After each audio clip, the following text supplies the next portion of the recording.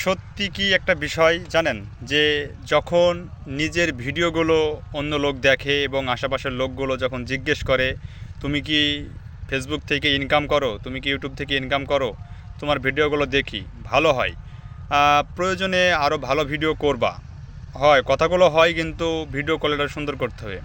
আসলে তখন ভিডিও করার অনুভূতিগুলো কি বলবো আপনাকে, আরও আগ্রহ বেশি পাই। এবং এখানে নেগেটিভ পজিটিভ বিভিন্ন ধরনের কমেন্ট আসে, বাট আমি সব কমেন্টগুলো পড়ি না, কিছু কিছু কমেন্ট ইগনোর করে চলি। কারণ একটা কাজ করলে ভালো মন্দ সব ধরনের লোক দেখবে, কথা বলবে, এটাই স্বাভাবিক। তবে ভিডিও করা এবং পোস্ট করার ভিতরে আমার তেমন কোনো উদ্দেশ্য নেই, জাস্ট মানুষের সাথে একটা পরিচিতি, ভালোবাসা, এবং যারা ভিডিওগুলো দেখে আমি বিভিন্ন চিত্র কথাবার্তা তুলে ধরি মানুষের কাছে, ভালো লাগে নিজের কাছে, এক কথায়।